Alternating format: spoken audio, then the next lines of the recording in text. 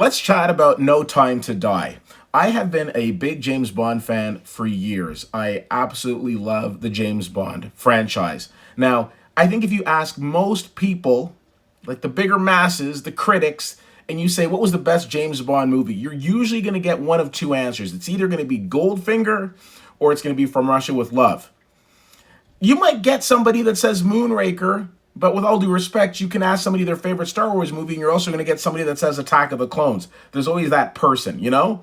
But those to me were always the best. But when you get to your favorite James Bond, I mean, that's so subjective. Mine is Sean Connery, but I know a lot of people will say, oh, I love Daniel Craig, and to each their own.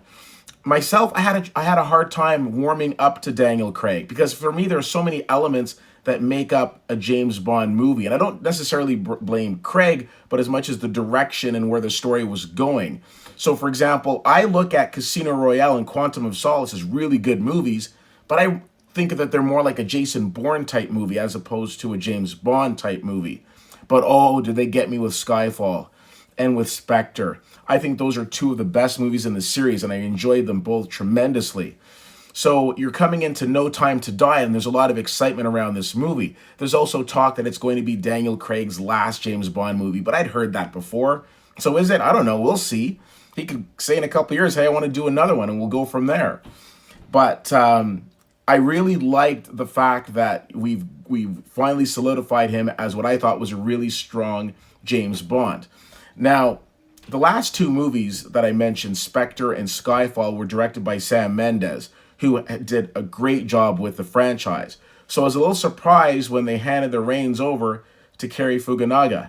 Now, with all due respect, I mean, I know he did Beasts of No Nation and he did a season of True Detective, but no really big theatrical experience. And to turn the keys to the castle over to this director, it was like, okay, let's see what happens. Now, with this new film, No Time to Die, which, by the way, has had so many starts and stops. Of course, it was supposed to come out last year, then got postponed, thanks Corona. And then it seemed like for a while it might not show up in a theater. They tried to ship this movie to Netflix and sell it to Netflix for something like $800 million, to which Netflix said, no, we're good. We got Squid Game.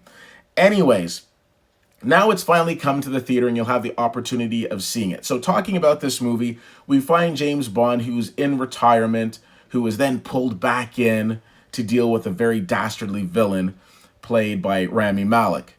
Now, this movie for me is somewhat disjointed in the sense of, in the first part of the movie, we're getting some fantastic action. We're getting the James Bond that we're used to, the James Bond type of movie, I should say, that we're used to. And there's a lot of action, there's a lot of exciting things that are going on, and we're developing into a really cool story. Now, one of the things that I liked about this movie that I will say Spectre and Skyfall did extremely well is they paid homage to the previous James Bond movies with like little nods and little Easter eggs here and there, and I loved that. So from that perspective, I really enjoyed No Time to Die. Where No Time to Die disappoints for me is a couple of things. First of all, I think Rami Malek is a sensational actor, and yes, he was creepy in this, but I don't think that he was like really taken out to his full potential. It was like basically you have a Ferrari, but all you're really doing with it is driving it up and down the driveway. You're not really taking it out for a spin, and I don't think that Rami Malek's full, acting capabilities were effectively used in this movie. My other problem with this movie was the third act. It was just, this movie's 2 hours and 45 minutes long. And I don't care if a movie's long if it's enjoyable, but this was just long for the sake of being long. There was so much unnecessary dialogue and the movie was just dragging out. Think about if you're on a date. And if you're on a date with somebody and you're having an amazing conversation and time just stands still. You don't even notice it. You look at your watch and like, wow, we've been talking for hours. That's a good date. But when you're like looking at your watch and you're like, oh my God, is this over? And they haven't even brought the salad yet? Probably not a great thing. So this movie for me just felt like that really awkward date at one point that just went on and on and on. Now, people will have, of course, mixed opinions as they always do with James Bond. And it isn't lost on me that there was a time when James Bond was very misogynistic and very controversial. And the only time you really saw a woman in a James Bond film was when she was just covered with a sheet and had a cigarette in her mouth and was like, when are you coming back, James? Not the case now, where we have so many fantastic female parts in this film. Anna de Armas, I think I would have loved to have had her have more screen time. I think that she is definitely a rising star in Hollywood and somebody that you're gonna have to keep our eyes on. But his co-lead, Leah Seydoux, I think does a fantastic job in this movie as well. So I'm glad to see that aspect of James Bond is fallen by the wayside. But the amazing opening sequences, the amazing gadgets, those are all still there.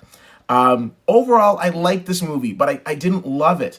And I will also tell you, I was very disappointed that I went to see this in IMAX only to get there and realize that it wasn't really IMAX, but it was more of a money grab. And of course, when you're looking at a screen and you've got the black bars at the top and the bottom, that's not IMAX. That's just a movie that they threw into an IMAX screen so they could jack up the price. So I was a little annoyed about that. For what could potentially be, I don't know, Daniel Craig's last turn as James Bond, overall, I think the story could have been better. I think that I look at films like Skyfall and Spectre, and I think they were significantly better. And Javier Bardem and Christoph Waltz were much better villains in those movies than Rami Malek was, in my opinion. Overall, I give this a B-. I do love the fact that they paid homage to the other films, but overall, this is not going to stand in like a top 5 upper echelon James Bond film for me.